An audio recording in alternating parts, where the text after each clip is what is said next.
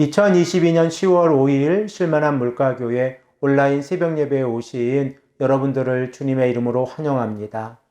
오늘 우리들은 이사야서 16장 9절에서 14절의 말씀을 통하여 인간의 교만은 하나님을 울게 합니다 라는 제목을 가지고 함께 하나님의 말씀을 생각해 보길 원합니다. 모압 백성들의 교만이 하나님 앞에서 심판을 받는 것은 너무나도 당연합니다. 교만한 백성들이 여호와 하나님을 잊어버리면서 악을 행하며 나아갈 때에 그들은 자신들을 높이게 되어졌고, 이렇게 교만한 모습을 자랑하면서 거만하게 행동을 하고 있었을 때에 그들은 자신들보다 낮은 사람들에게 무례하게 행동을 하고 있었습니다. 결과적으로 이러한 모습은 여호와 하나님 앞에서 악을 행하는 모습이었습니다. 하나님께서는 모압의 백성들을 심판하고 계신데, 그들의 교만으로 인하여 포도원을 짓밟아 버리시고 포도원의 열매를 거두지 못하게 하시겠다라고 말씀을 하고 있습니다. 이로 인하여 모압의 백성들이 슬퍼하고 근심하고 울고 있는 모습을 우리들은 성경을 통하여 깨닫게 되어집니다. 그런데 오늘 본문 말씀 9절의 말씀을 보면 하나님께서 모압의 백성들을 심판하시면서 하나님께서 눈물을 흘리고 계시다는 사실을 깨닫게 되어집니다. 우리 다 함께 9절의 말씀을 읽겠습니다. 그러므로 내가 야셀의 울음처럼 신마의 포도나무를 위하여 울리라. 헤스본이요 엘르 알레여, 내 눈물로 너를 적시리니 너의 여름실과 내 농작물의 즐거운 소리가 그쳤습니다. 우리들은 이사야서 15장 5절의 말씀을 통하여 여호와 하나님께서 모압의 백성들을 향하여 부르짖고 계시다라고 하는 표현을 통하여 이 부르짖다라고 하는 히브리어 동사의 기본적인 의미가 울다라고 하는 의미를 생각을 해 보았습니다. 그리고 오늘 본문 말씀 9절을 통하여 하나님께서 울고 계신 모습을 다시 한번 확인해 볼 수 있는데, 히브리어 동사 바카흐는 이 울음 가운데에서 본격적으로 눈물을 흘리면서 우시는 모습을 표현하는 동사입니다.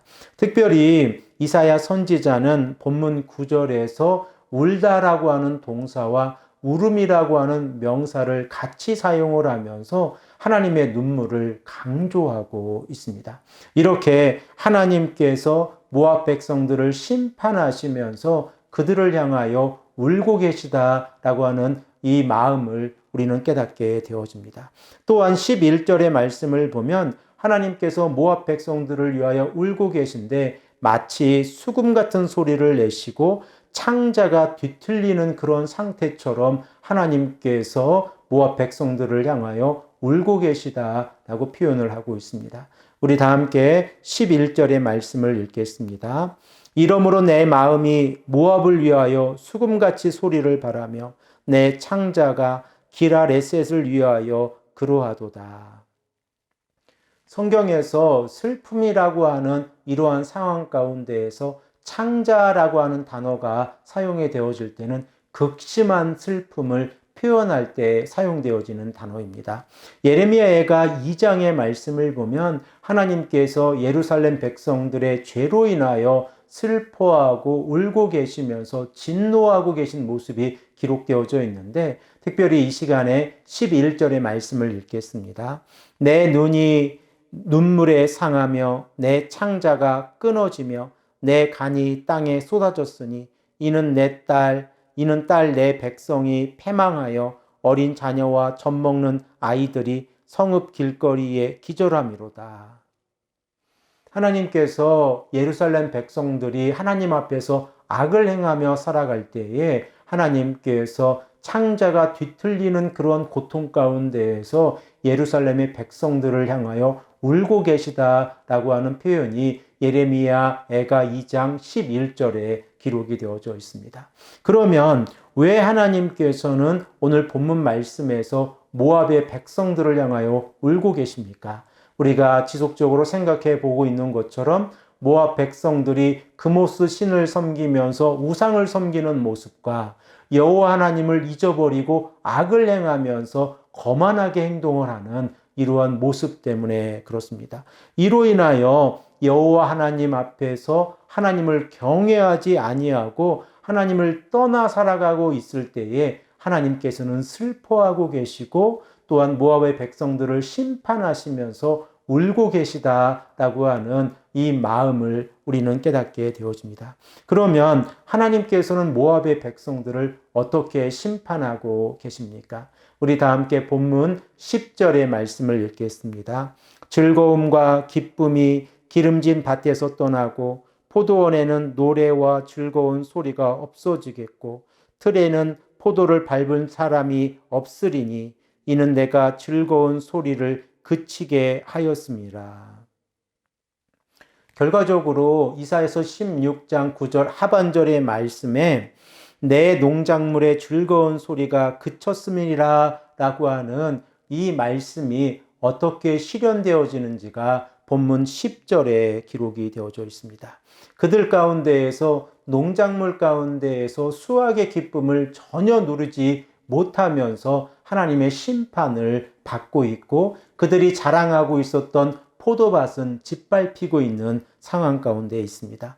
이러한 상황 가운데에서 모압의 백성들이 자신들이 섬기고 있었던 그모스 산당에 가서 아무리 부르짖고 기도한다고 할지라도 아무런 소용이 없다고 12절 말씀에 기록을 하고 있습니다. 우리 다 함께 12절의 말씀을 읽겠습니다.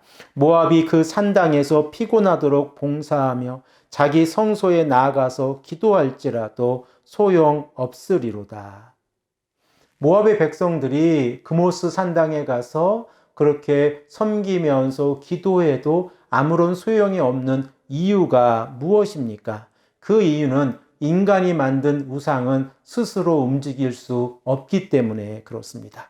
또한 그들이 따르고 있는 우상은 자신들이 따르고 있는 백성들을 스스로 구원할 수 없기 때문에 그렇습니다. 그 결과 본문 13절에서 14절의 말씀을 보면 모압의 땅이 3년 안에 망하게 될 것이다 라고 기록을 하고 있습니다. 우리 다 함께 본문 13절, 14절의 말씀을 읽겠습니다. 이는 여호와께서 오래전부터 모압을 들어 하신 말씀이거니와 이제 여호와께서 말씀하여 이르시되 품꾼의 정한 해와 같이 3년 내에 모압의 영화와 큰 무리가 능욕을 당할지라 그 남은 수가 심히 적어 보잘것없이 되리라 하시도다. 역사적으로 우리들은 이 시간이 어느 시간인지는 정확하게 알 수가 없습니다. 그러나 우리가 한 가지 알 수 있는 것은 하나님께서 모압의 백성들이 우상을 섬기고 교만한 삶을 살아갈 때에 그들을 심판하고 계시고 이 심판이 이루어졌다고 하는 사실입니다. 사랑하는 성도 여러분, 교만이라고 하는 죄를 우리가 쉽게 생각할 수 있지만 교만으로 인하여 여호와 하나님을 잊어버리고 악을 행하게 되어진다고 하면 하나님께서 이로 인하여 하나님의 백성들을 위하여 울고 계시다라고 하는 사실을 우리는 성경을 통하여 깨닫게 되어집니다. 또한 교만한 자들의 농작물을 하나님께서 파괴시키시고 그리고 그 가운데에서 소산물을 하나도 얻지 못하게 하신다라고 하는 사실도 깨닫게 되어집니다. 이것이 교만의 결과라고 하는 사실을 우리는 깨닫게 되어진다고 하면 시편 128편 1절의 말씀 여호와를 경외하며 그의 길을 걷는 자마다 복이 있도다라고 하는 이 신앙 고백이 우리들의 신앙 고백이 되기를 간절히 소망합니다. 오직 겸손히 여호와 하나님을 바라보며 살아가는 자들, 하나님을 경외하기를 즐거워하는 자들, 그들을 하나님께서 지켜주시고 언약의 하나님께서 약속해 주시고 공급해 주시고 보호해 주신다는 사실을 우리는 깨닫게 되어집니다. 이 아침에도 우리가 하나님 앞에 간절히 기도하기는 하나님 오늘 하루도 겸손하게 여호와 하나님의 말씀에 순종하는 삶을 살아갈 수 있도록 인도하여 주시옵소서라고 하는 간절한 기도가 우리 가운데 있기를 간절히 소망합니다.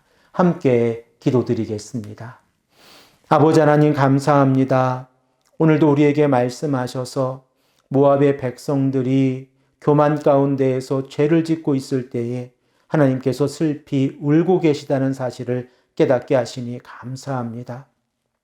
아버지 하나님, 우리가 하나님 앞에서 교만한 죄를 지어서 하나님을 울게 하는 죄를 짓지 않도록 인도하여 주시옵소서.